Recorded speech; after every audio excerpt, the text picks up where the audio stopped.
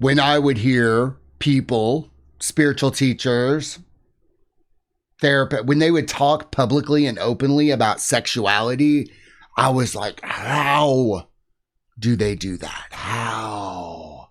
Especially after I first got sober. Now, I'm going to tell you something that happens to a lot of people when they awaken, when they get sober, when they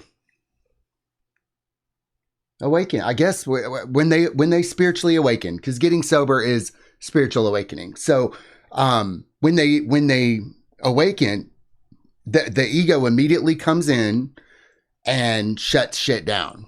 That's how you get the spiritual ego. That's how you get that shutting down.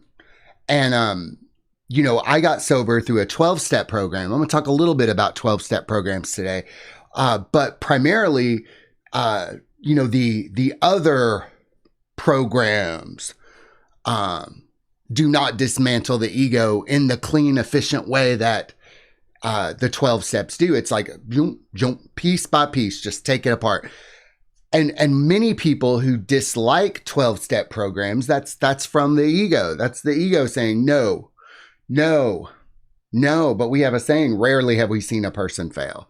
You will not fail if you go through a 12-step program. You won't. Even though I tell people that, like, it's a guaranteed winner. You will win. You will win. Hey, would you buy a lottery ticket knowing you were going to win? Yes. But people can't hear that. It's the ego, yo. It's the ego. So, you know, here I am with some years of recovery under my belt.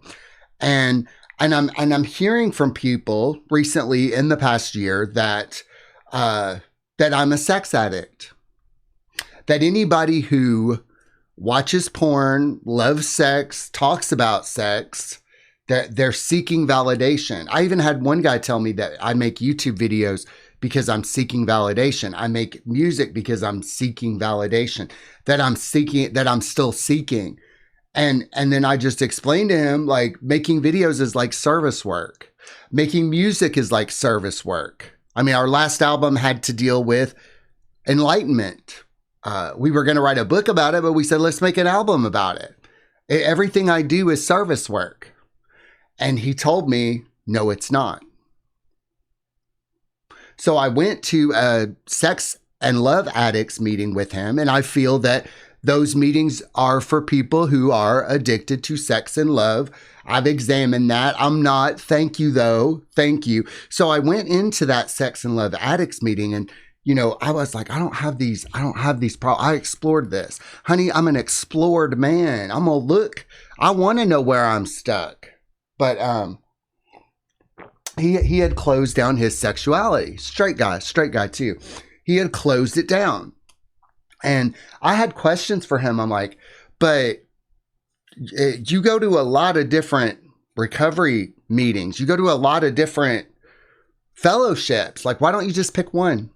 Why don't you just pick one and see that one through? And I said, and I asked him, like, what do you identify as? Like, what is your main thing? And he said, well, I'm an alcoholic. And I'm like, okay, well, why don't you just stick with that one? Because that'll take care of everything.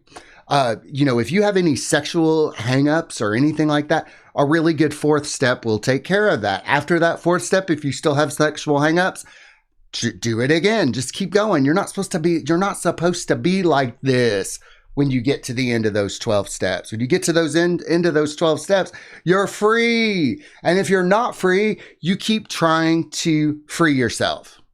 Don't stop until you're free. But he told me that he already did that. He's moved on, doesn't need it anymore. And I'm like, okay, honey, well, if you ever need me, reach out. And that's how I do. I'm not gonna force people to take medicine that they're not ready to take. I'm not gonna shame them for anything. I'm just gonna ask them questions, because when you ask someone questions, they will eventually release themselves from their own delusion. If you got an issue with somebody, you want to give somebody advice, you want to tell somebody what to do, ask them questions. I've seen people go, when I ask them specific pointed questions, they'll go. Sometimes they'll have an awakening. Sometimes they will. But mostly they'll just shut right back down again. They'll say, I'm different. I'm unique. I'm special. I'm unique. I'm special. They call it terminal uniqueness. So today we're going to talk about the straight pepper diet. The straight pepper diet. And I want to talk about this because this phrase is in the big book of Alcoholics Anonymous. I'm actually going to a convention this weekend. That the theme is straight pepper diet. I'm really excited about that. But the phrase straight pepper diet comes from an old recovery metaphor about extremes. It was originally used to describe two equally distorted ways humans relate to sex and desire. One extreme tries to remove all flavor from life.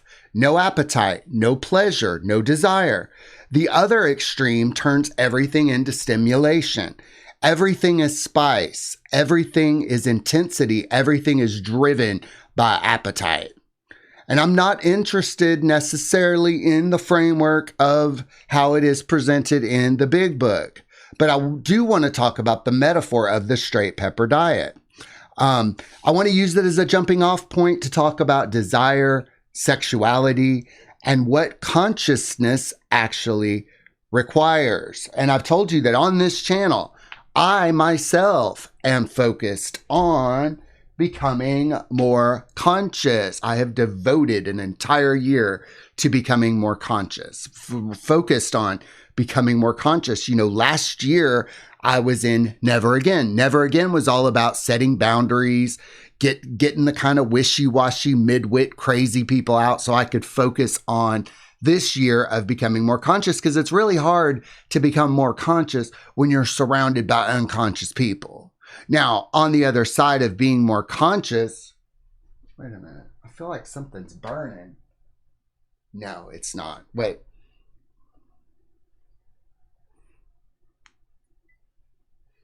Okay, maybe it's, I don't know what's going on. I smell something burning.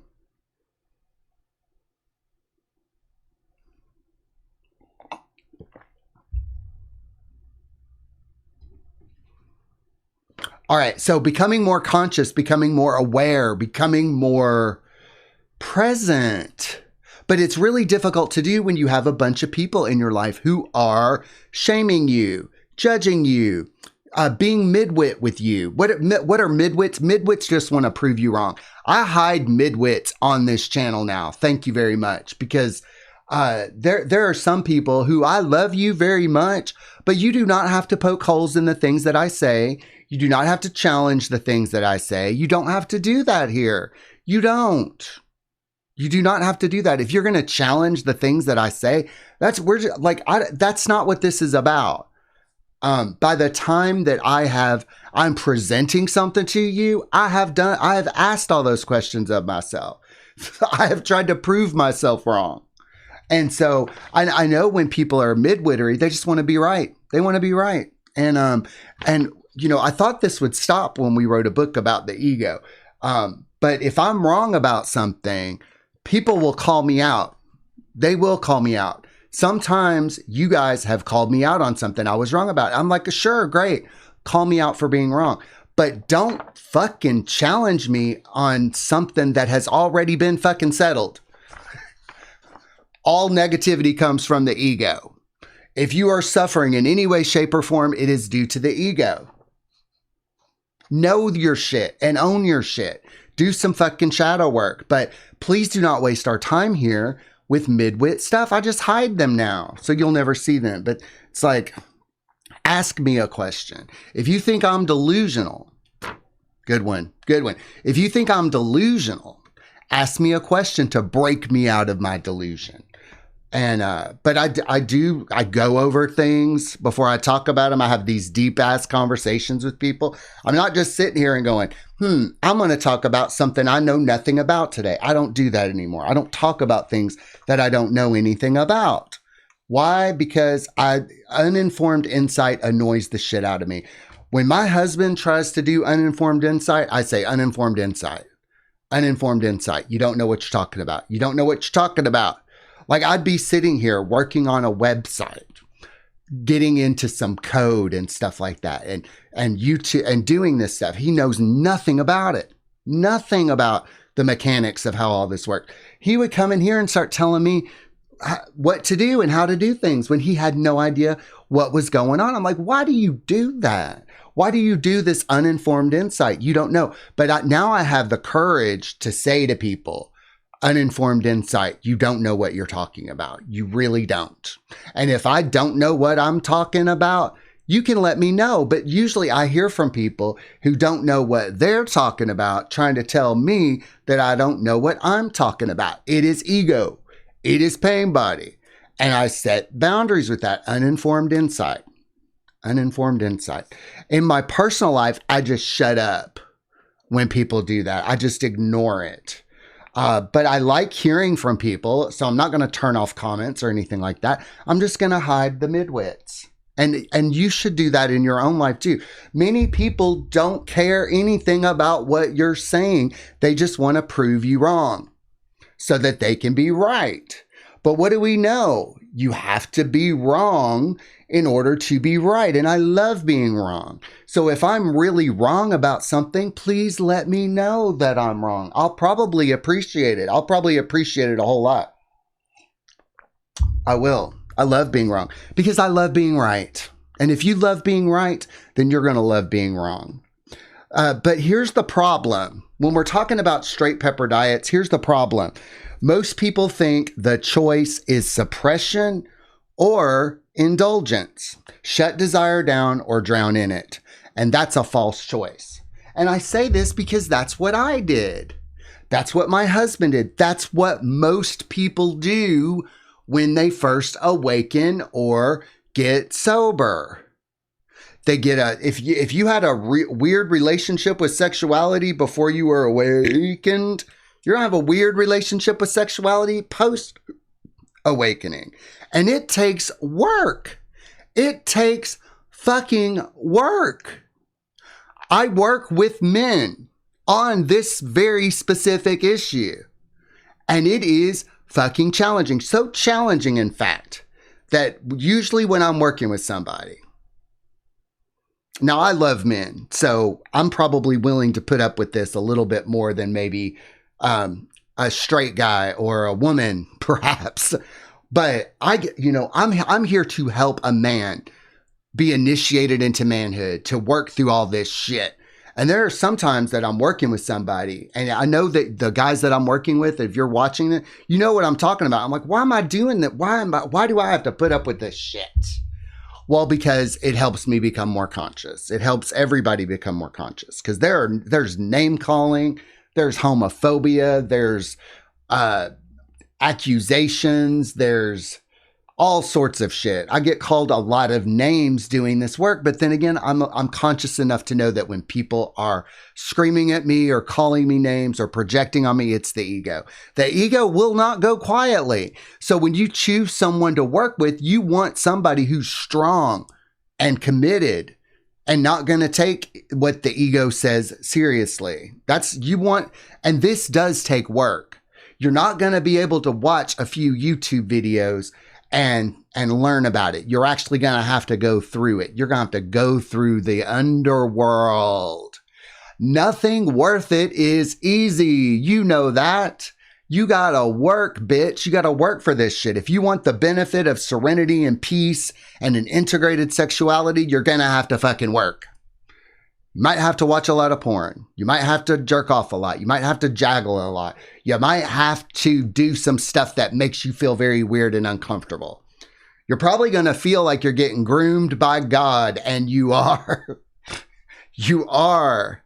But see, neither path is conscious. The shut it down or the all in. Let's go all in. Let's just fuck everything that moves, man. Let's fuck everything.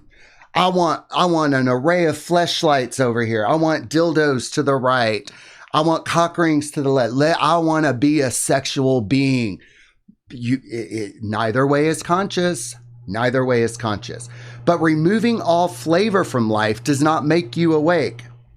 It makes you numb. This is something that Eckhart Tolle talks about. I have been listening to the audiobook of The Power of Now, chapter 6 on repeat. Chapter ends, I started again. Chapter ends, started again. Many people, when they spiritually awaken, they get into these groups or these spiritualities where they're taught that the body is shameful, that the body is an illusion, that the body is not real, that you don't have to really pay attention to your body, that sexual thoughts are dirty. And even my experience on this channel where I shamed Aubrey Marcus for his sexuality, I should not have done that.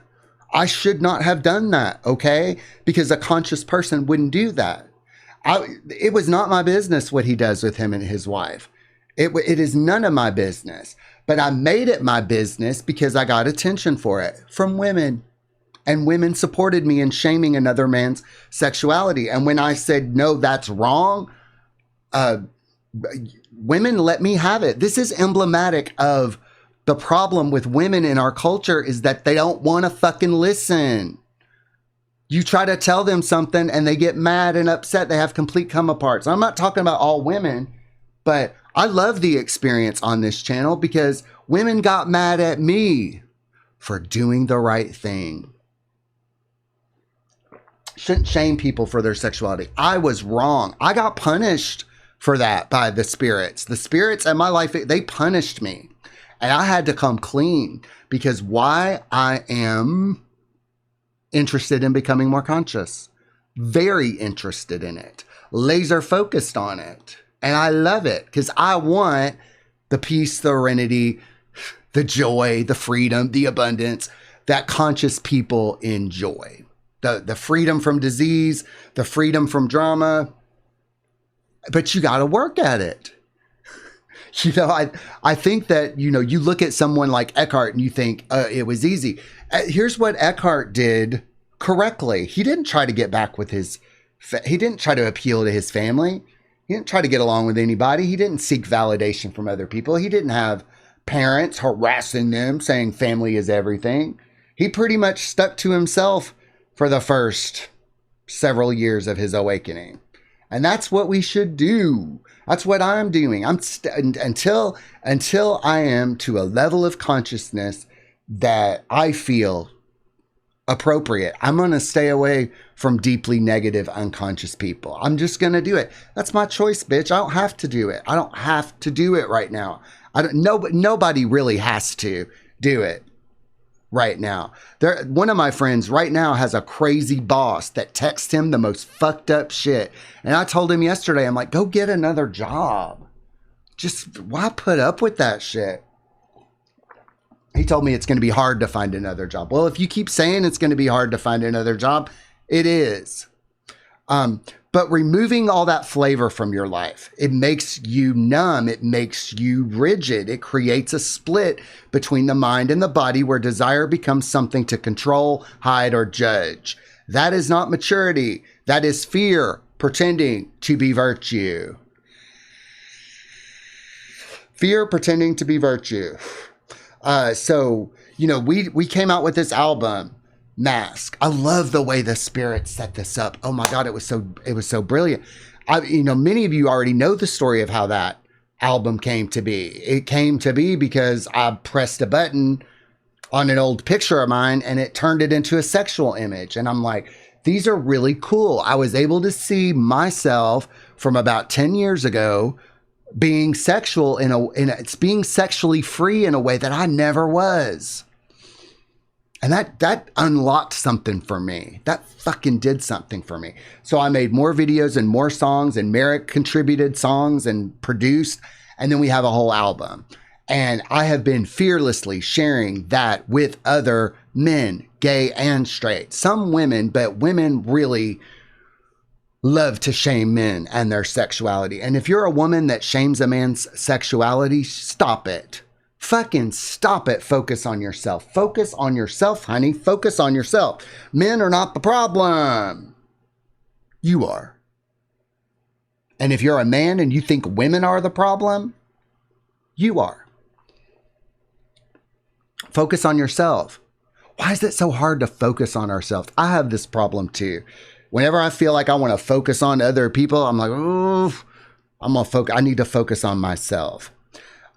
So pretending to be virtue. I live in a very Christian community. These people are virtuous. They are virtuous. until you talk to them one-on-one. They're fucking watching porn, trying to fuck women, trying to get their dick sucked by guys. They're on the apps, they're on Grindr, they're on Scruff, but they're in church every day. And if you talk to them, they pretend they don't have a sex life or a sexual desire, that they never get horny. It's wild. It is fear pretending to be virtue. And I own my desires now. Like, if I'm around straight guys, I joke about, like, you want to put your arm around me? And we laugh. We laugh about it because it's fun. It's fun. But here's the other extreme. When everything becomes pepper, desire takes over the steering wheel. More stimulation, more novelty, more charge. Sex becomes regulation instead of expression. Intensity replaces intimacy. People are not present. They are chasing relief. And I do want to say something about discipline in this regard, but my cat is climbing up my... What? What? Cheddar? He wants attention. I got to go do something. I'll be right back. So my cat just wanted to sit in my chair that I eat dinner in, and I had it shoved in underneath the table, and he couldn't get to his spot. So that's what he needed.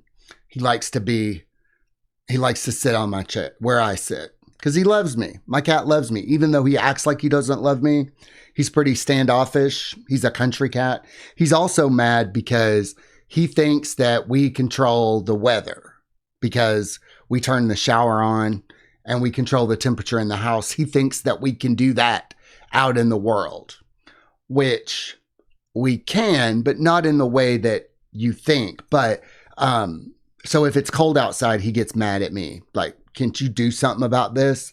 And I'm like, well, I've got to do a ritual, and you know, it takes a lot of energy, and usually people have to pay for that, and people would rather just have ice and snow than pay a shaman to make it not ice and snow. Anyway, that's a topic for another video.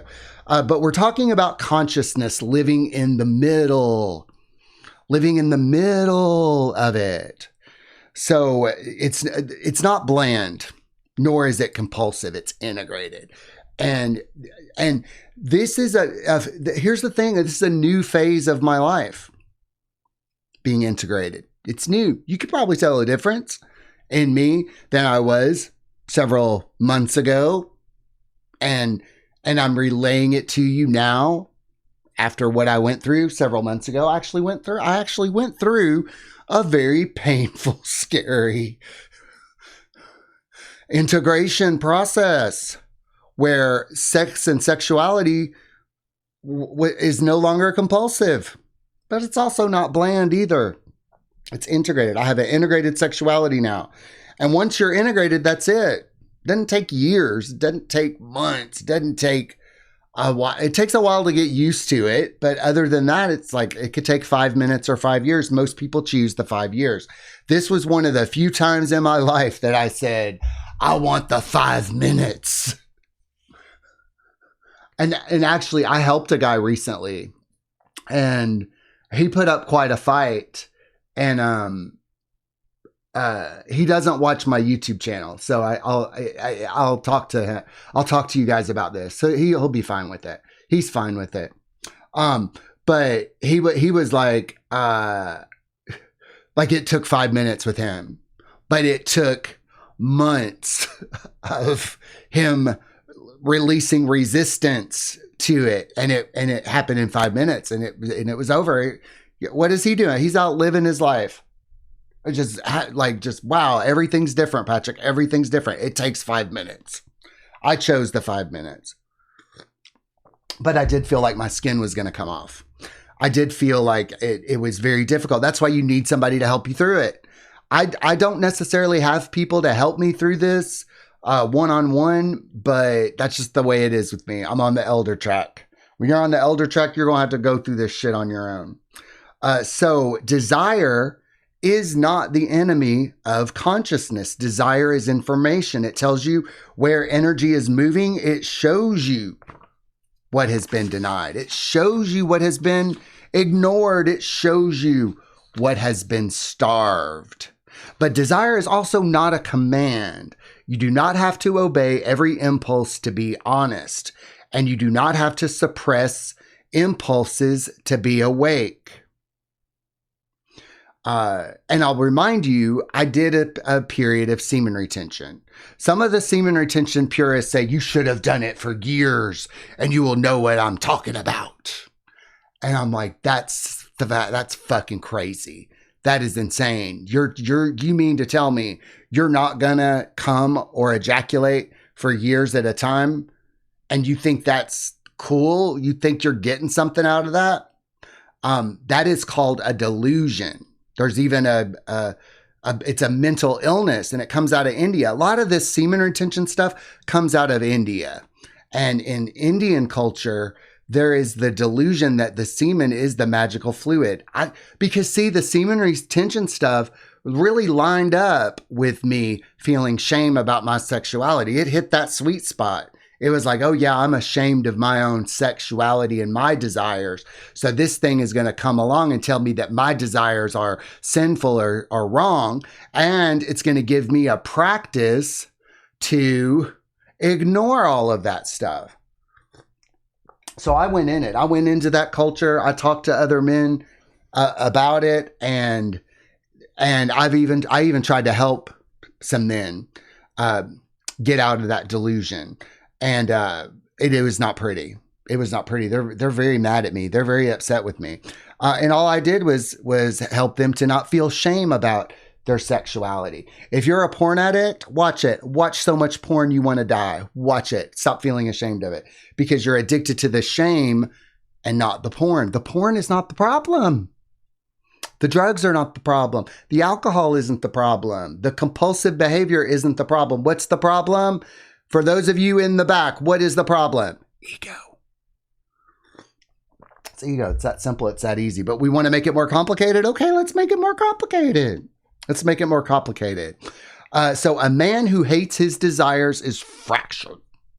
A man who is owned by his desires is unstable. And a man who knows his desires can choose. That is adulthood. That is adulthood.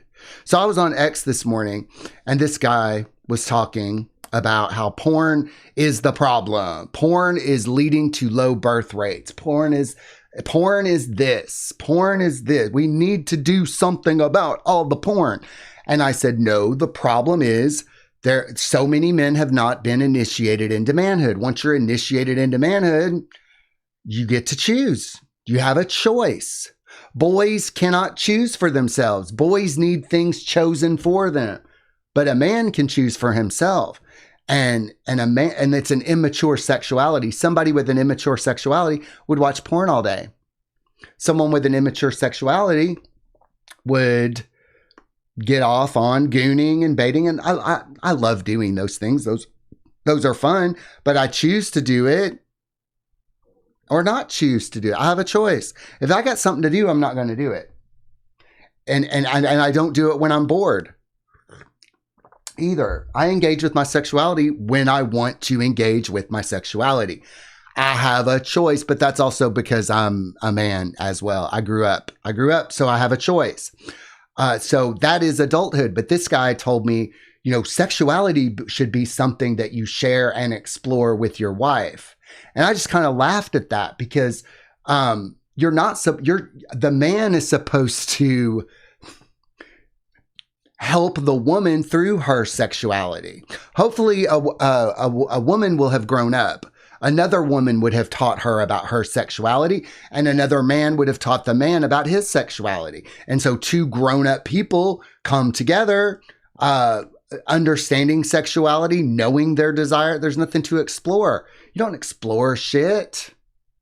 Like kids playing doctor, you should already know this. Some men don't even know how to fuck. They don't. Nobody taught them how to fuck. As a gay man, I was initiated into how to have gay sex. most gay men are initiated in that way, usually with an older gay man or something happens that way. I mean, gay men are very lucky in this regard. We get sexually initiated. Straight men, not so much. Women, not so much. And then you get married and then you're both children and you're having all these arguments and problems and infidelity and stuff. Just grow the fuck up. Grow the fuck up. It takes maybe a year of work. I'm actually working on a program, 12 weeks to grow the fuck up. Grow the fuck up. I don't know if I'll ever do that though, because I like working with people one-on-one and I don't want to put it out there how to do it because some people might think that it's wrong or shameful or whatever, but grow the fuck up. Nobody gives a shit. You're going to have to grow up on your own, or life is going to give you opportunities to grow up. So sexual shame is one of the deepest fractures most people carry. We were taught very early that curiosity, pleasure, and arousal were dangerous or embarrassing. That split does not heal by pretending it's not there. It heals by being seen and owned. Seen and owned. So I know this. I know of a guy that I used to know. I'll tell you his story. He was gay, but he liked transgender porn. And so this was several years ago. And so I said, can I watch you watch porn? Can I watch you watch porn? I want to see what's going on with you. Because, I mean, I think you're gay. So watch this porn and show me what it's all about. He only focused, when he was watching that porn, I noticed his eyes looking at the penis. And then there were boobs in the background. And he was so screwed up in his sexuality that he was just gay. I mean, just normal ass gay, but he had complicated it so much with his shame that he had convinced himself he liked trannies. And that's why a lot of people like trannies. They're attracted to men, but they can't bring themselves to admit that they're attracted to men. But see, this is the type of person I am. I want to know what's going on. Show me clinically. It's like clinically. Can I watch you watch porn? Not because I'm a pervert or a freak, but I want to see what the response that it's having for you. I want to see and I do that with guys still today. Like I'll watch porn with them and I'm like, what turns you on? Show me what's going on with you. Like I want to know so I can know how to help you. So when people wait, hold on. Shame does not create integrity. It creates secrecy. It creates double lives. It creates judgment. Let me say that again. Shame does not create integrity. It creates secrecy. It creates double lives. It creates judgment. And so let me go back to that, watching porn with other men or that removes shame for people. That's a really powerful spiritual practice to watch porn with other people, possibly even stimulate yourself and it not be shameful. That's very popular. Like I was working with a guy and I'm like, did you never like jerk off with your friends? Or did you never go through this rite of passage where you were taught that this wasn't shameful? Many men have not. Many men never got to go through that rite of passage. It's a rite of passage. All guys go through it. Straight guys, gay guys, all that kind of stuff. It's really such a little big of a deal. A little big of a deal. So judgment is almost always a sign of unintegrated desire. Judgment is almost always a sign of unintegrated desire. And I want to talk about this. Like, whatever you like to do sexually, I'm not going to judge you for. Now, I hooked up with a guy once, and he was at my apartment, and we were taking off our clothes, and he says, "Do you mind if I wear my girlfriend's panties?"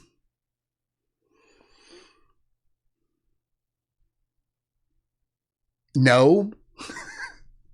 I mean, so he put them on. I didn't think it was very sexy at all. I thought it was a little strange, a little weird, and I judged him for it, and I didn't like it. And even today, I still have a problem with this. I see guys wearing pantyhose and feminine stuff. I'm a gay guy. I don't like that stuff. I don't like panties and bras and lingerie. It doesn't do anything for me.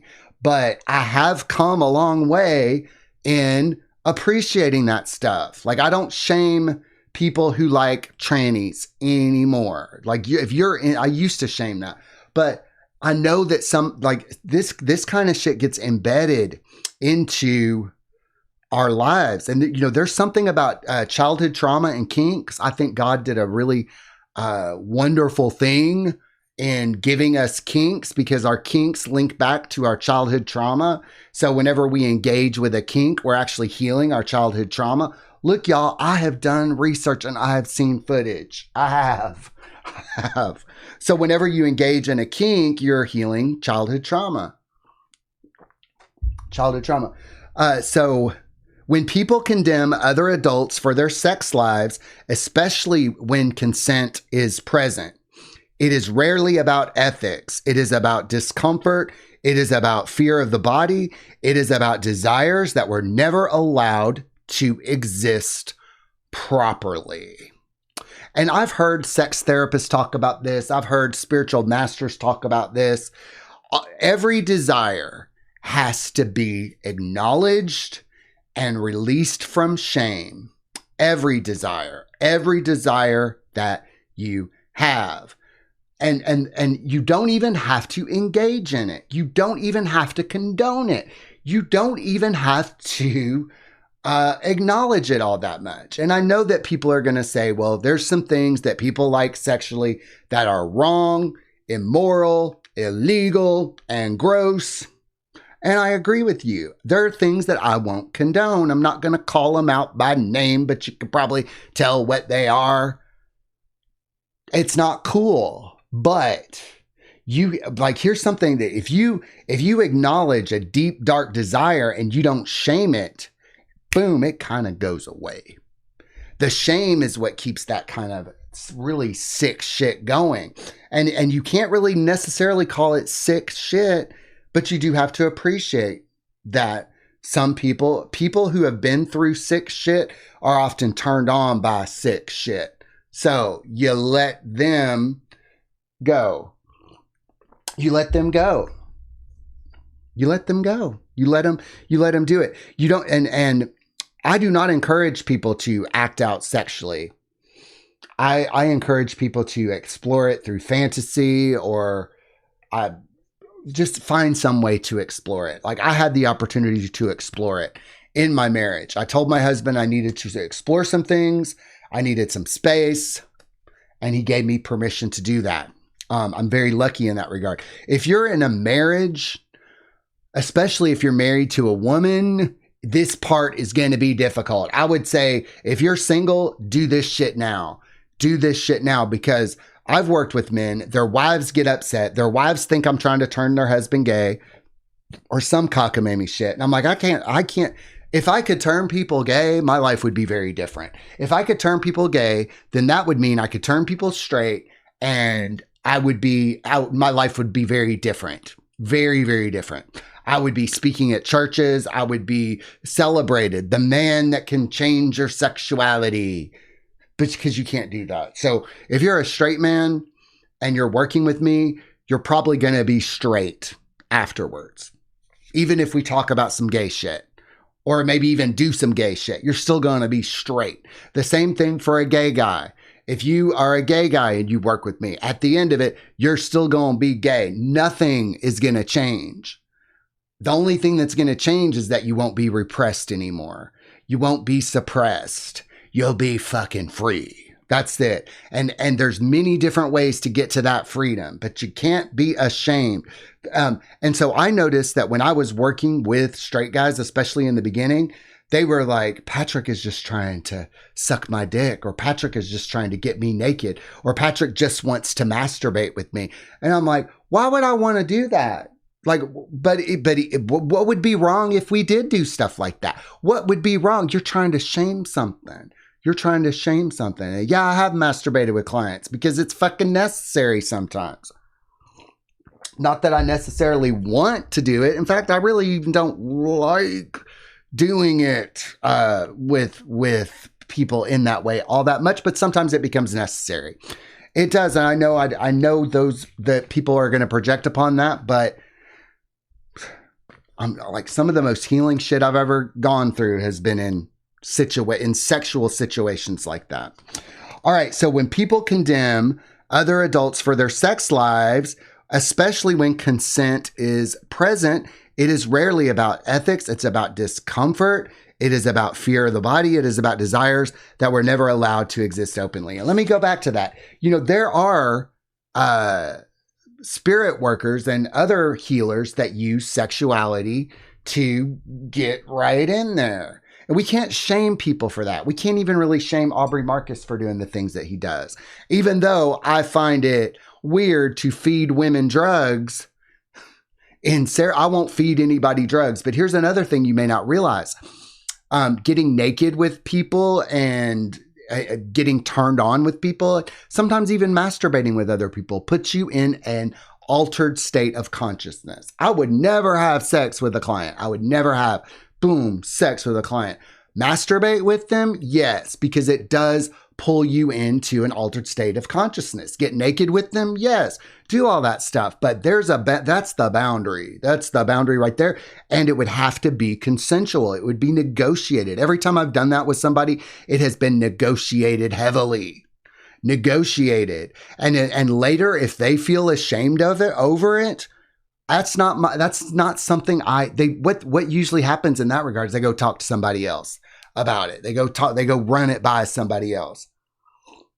And then this person shames them for it. And this can happen not just with me, but with anybody that you work with. If you're working with a therapist, don't tell anybody what your therapist and you are talking about. Don't do it. If you're working with a psychic or a medium or something, why are you going to tell other people what you're revealing something sacred? And if you don't trust your spirit worker to not take advantage of you, that's on you.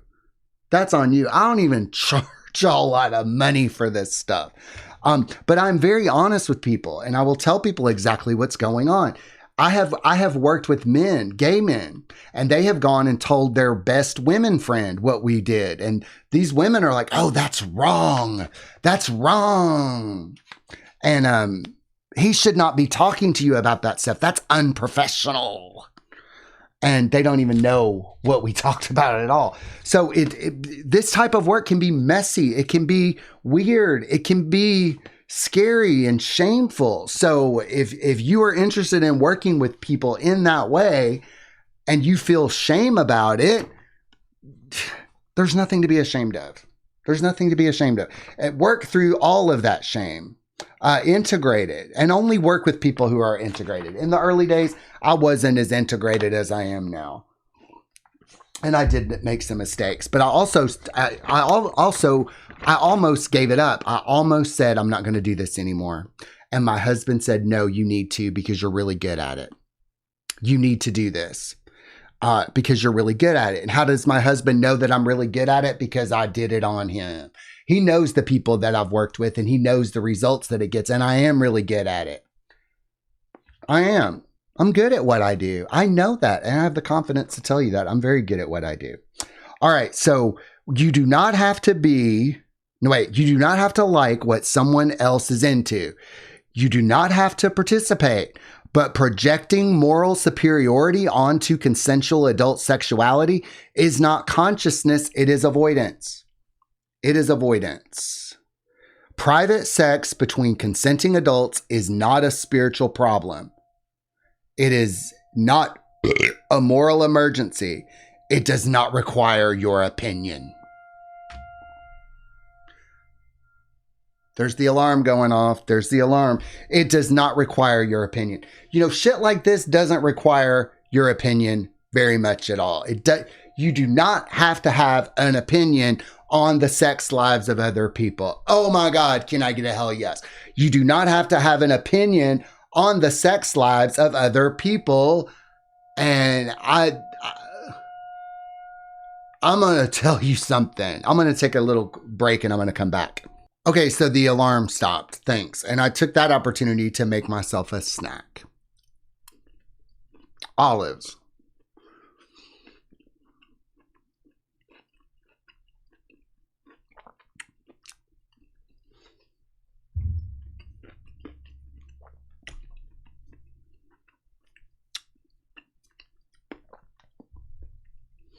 Now, why am I not? I'm not going to cut that out because you can, if you want this, you're gonna want it. I'm not trying to rush through this.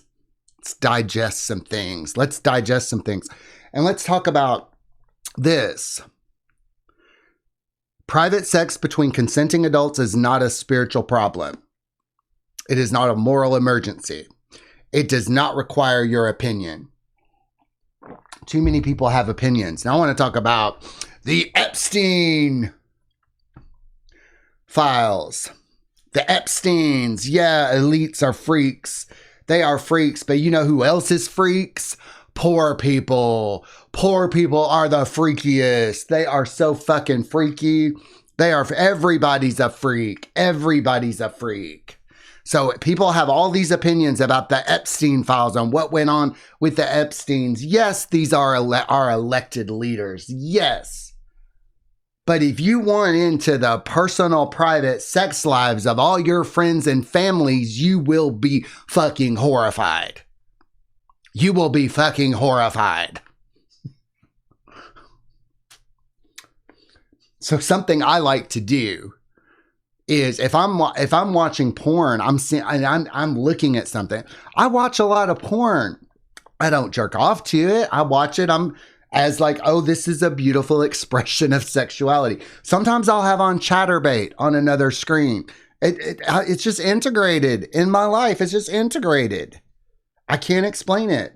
And to me, it's not even dirty anymore. But sometimes I'll see something really like dirty and sexual and armpit licking and butthole licking and all that stuff. And I'm like, almost everybody does this. Like everybody does this. And when I would see, Christian women pushing their baby strollers, trying to act all pious and moral and all that stuff. And I'm like, bitch, you got cummed in. Somebody jizzed in you, bitch. Somebody jizzed in you, bitch.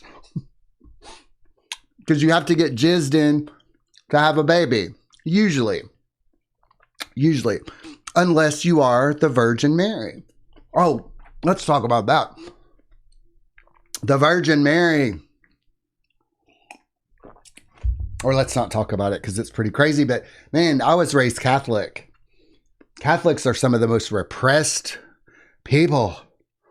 But also it's very sexy as well. I think I have an armpit fetish. I have an armpit fetish because of going to Catholic church and we had a big statue of Jesus. He was hanging like this. My husband has an armpit fetish too. He thinks my armpits are the sexiest armpits he's ever seen. That some days he just cannot stay out of my armpits. He just cannot. He's Adam. So that's something you don't shame people for having an armpit fetish. I don't shame people for their fetishes anymore. Even though I think panties on a man looks weird. And in fact, a lot of videos from our album show armpits because many people are into men are into armpits. I don't know about women. I don't know if women are into armpits, but men are into that shit. They are into that stuff. There's a spiritual reason for that as well, but we're not going to get into it. So private sex between consenting adults. A lot of the stuff in the Epstein files was about that. Private sex between consenting adults. And you have these, this is something that's going to chap your ass. But how many of those and see another thing, they don't talk. Here's something about those Epstein files. They don't talk about males very much, male victims. And they don't talk about the men because men probably would not see themselves as a victim of something like that. I mean, when I got sexually assaulted, it was because I went over to somebody's house at 3 a.m. to do drugs and have sex. And they assaulted me. And I'm like, well, that's my fucking fault. That's my fucking fault. I'm not going to go over to people's houses like that anymore. I'm definitely not going to take a drink from somebody that I don't trust anymore. So if I'm ever at somebody's house and they offer me a drink, I'm not, and it's unsealed, or I'm like, no, I don't. That's why I carry my own water around with me all the time. If you see people carrying their own water around, they've probably been fucked up over something like that before. But we live in a day and age of public sexuality. People really didn't have to deal with this in the old days. They didn't have to deal with public sexuality.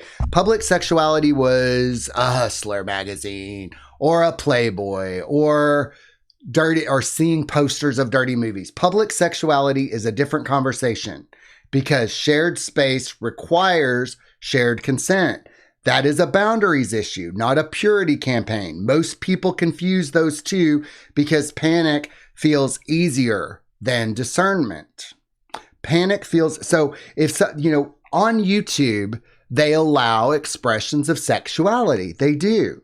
I know this because I have made YouTube videos that I can't believe they allowed on YouTube. But YouTube has a very generous artistic expression policy. That, I mean, I'm not going to throw porn up on YouTube, but I have put videos on there. They don't get monetized.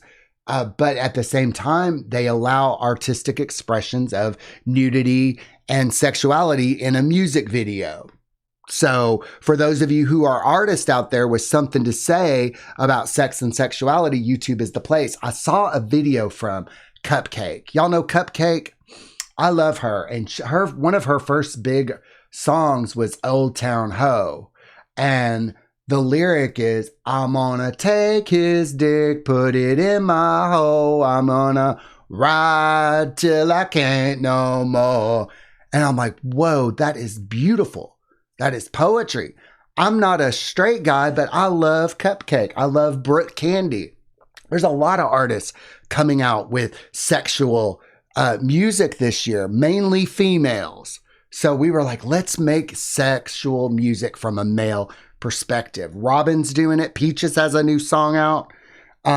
So ironically, Dorian Electra came out with a song and it's not all that sexual, which is weird. But a lot of artists are coming out with sex music in 2026. Isn't that weird? We might be onto something here.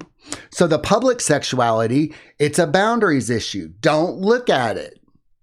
They allow porn on X. Don't look at it. Mute.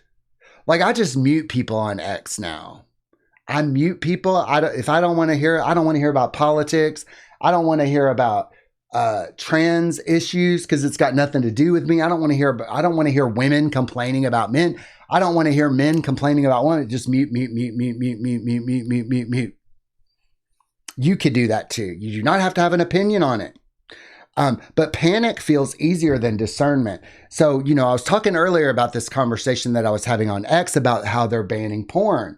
And this guy says you don't need to ban it because people will still make it, just like drugs.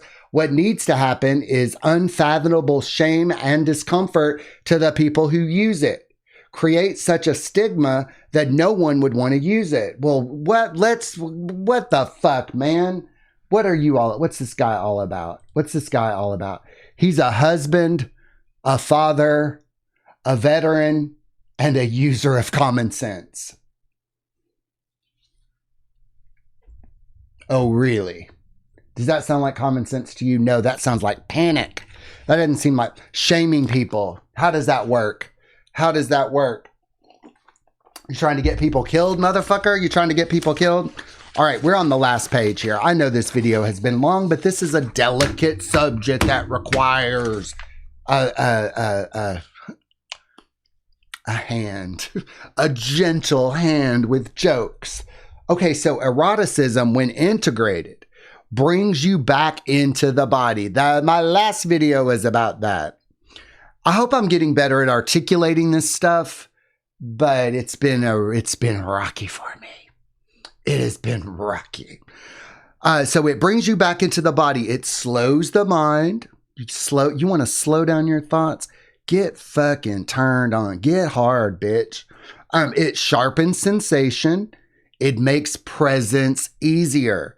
That is exactly why it scares people. Presence dissolves control. Oh my God. When you're turned on, you're present. When you're turned on, you're present. There was something I wanted to talk about in this video that I made a note about. Whenever I have a note to make, I text my husband and I said, should I add this in the video? Because he helps a lot with these videos. He watches every one of them after I upload it to make sure it's what we want to say. Don't be scared of your libido. Don't be scared of your libido. And I'm going to talk about this more and more and more and more. That you don't have to be scared of your libido. And in similar ways, it's about anger as well. Anger. Because I was afraid to feel anger because I thought it would be uncontrollable. I was afraid to unleash my libido because I thought I would be at glory holes. I thought I wouldn't be able to turn it off. And many people can't. That's why you got to have discipline before you do this. That's why I say, hey, why don't you get up at the same time every day and learn some discipline before you do this deeper work? This is advanced work. This is advanced work. So discipline first. Discipline is such an important part of this. Because discipline will give you the grounding to be able to go as wild as you want. And when you go as wild as you want, you realize, oh, I like the middle path. I like the middle path. So the issue is not sex. And that's the thing on the other side of it. It's not about sex at all. It ain't even about sex. It might look like sex. It might feel like sex. It might smell like sex. It might be sex. But at the end of it all, it's not about sex at all. The issue is using sex instead of presence. Being erotic and being sexual can get you to that state of presence. And when you're in that state of presence, you're there. You're there. And when you're present, you can do whatever you want. Your choice, you have a choice. You could play Animal Crossing or you could watch bukkake porn. And it's the exact same thing. Oh my God, Patrick, no. No. No. You mean that when I'm present, I have the choice to do whatever and it doesn't matter what I do? When I'm present, it doesn't matter? No, it doesn't. When you're present, you could go to a recovery meeting, you could go to church, or you could go to a circle jerk, and it's the same fucking thing. It's the same fucking thing. The issue is using stimulation instead of self-knowledge. And again, I want to reference how I made all these sexual music videos. They were very uncomfortable. I was hard a lot. There were the video. I have to edit a video now that turns me on so much that I don't want to make it. So I'm going to have to make that video and just be turned on. It's a very difficult video to edit. If you guys ever see that video, you will know exactly what I'm talking about. It's a very it's like it awakens the libido and you have to sit with it. So the straight pepper diet is what happens when intensity replaces nourishment. When intensity replaces nourishment. So yeah, there are people who goon for hours and hours and hours. I myself have gooned for hours and hours and hours on drugs. But I also had to goon for hours and hours and hours, not on drugs, to heal that. Oh, do you see how this works? Everything I did in my drug and drinking career, I had to do sober to heal it. And that's what many people get wrong when they first awaken, when they first get sober. They don't realize that they have to revisit that stuff and heal it. They don't realize that. So they either shut it down or go all in. I know some guys in recovery who all they do is talk about sex. They pursue sex. They're rare, but you get in the middle. You get in the middle. The goal is to not eliminate flavor. The goal is to taste it clearly. Some people genuinely want simple, low stimulation sexuality. That can be conscious when it is freely chosen. Others explore wide terrain. That can also be conscious when it was honest and embodied. The difference is not what you do. The difference is whether you are present or compulsive. If you need to rub one out, that's compulsive. If you are, and I'm going to talk about men here. If you say, man, I gotta jack off, man. I gotta fucking come. That's compulsive. But if you're present and you're like, you know what? It would be nice to get my dick sucked or to suck a dick or to fuck somebody. It would be nice. I'll see if anybody's available. Hey, honey, you want to fuck later? Sure. All right. We'll do that. It's the same thing as, hey, honey, do you want to watch this movie tonight? Sure. It's the same exact thing. It's the same. It's not about sex at all. You get to choose. Do you want to watch a movie or do you want to fuck? What do you want to do? So conscious sexuality is relaxed. It is honest. It is grounded in the body. It does not need secrecy, superiority, or performance. So the work is integration. And then for the last part of this long ass video, we're going to talk about the work being integration. All right, well, let's talk about integration. Feel your desire. Feel it. Love it. Study it. Respect it. Do not shame it. Do not worship it. And stop using it to judge yourself or other people. So, feeling your desire. And I've talked at length about feeling my desire for the first time in a long time. I talked about seeing guys and going, I'd love to bend this guy over. Or seeing a guy and say, I'd like to suck his dick. Or I'd like him to suck my... I mean, you have to feel it. You don't have to act on it. It's there. You don't have to act on anything. And I love it. I loved being a man at my age being sexual. You know, there's a fine line between dirty old man and sexual integration. I don't think I'm a dirty old man. Not yet. Nor am I a tired old queen. Not yet. But study your desire. Where did that desire come from? What desire is not fulfilled? Is there a way to safely fulfill that desire with another consenting adult?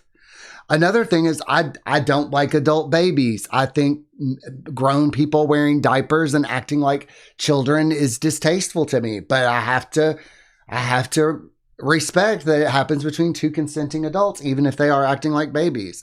I have to respect that. There are websites out there that you can learn to respect other people's sexualities and don't use it to judge yourself or other people. I don't know why adults would want to wear diapers. I just know that they do.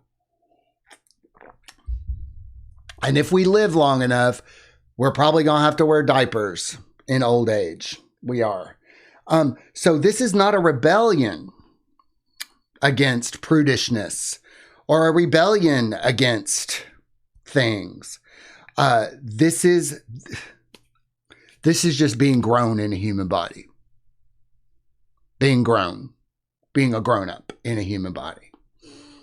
Realizing that people have sex. And some people get into some really freaky shit. So when you shame somebody for having an OnlyFans, you're not conscious. If you shame anybody for anything, you're not being conscious. And I've even stopped shaming people for eating fast food. Like, if you want to eat fast food, go ahead. And if I shame somebody for eating fast food, I have to go eat it. I have to go eat it. If I shame somebody, because I know the price of shame. I know the price of that stuff. Shame is expensive. Shame is very, very expensive. So what do you do if you want to do this on your own? I think it's crazy to want to do on your own. Find somebody that is sexually open. Do you have a friend who's sexually open? Do you have a coworker that's sexually open? You have to go cultivate it. You have to go seek it out.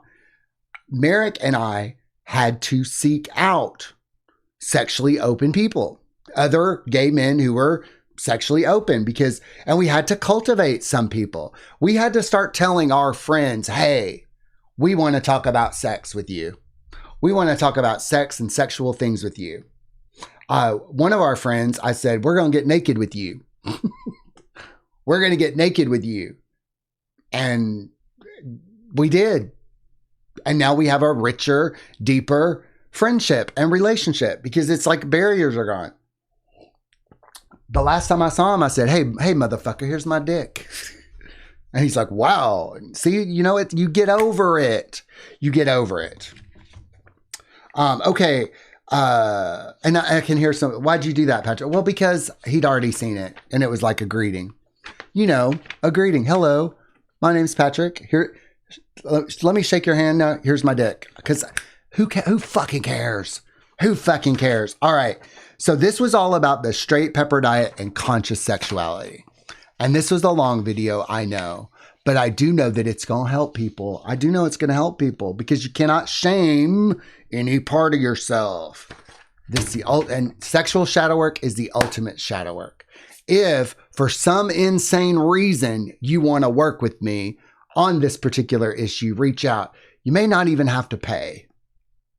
You may not even have to pay. But if you can pay, pay. There's a lot of ways to support the work we do. We got books, we got t-shirts, we got music, we got stuff that you can buy. We've got stuff that you can share. And I want to tell you guys, on the other side of this, it's not even about sex at all. But you got to make it about sex just for a little bit. That's all I got. Bye-bye.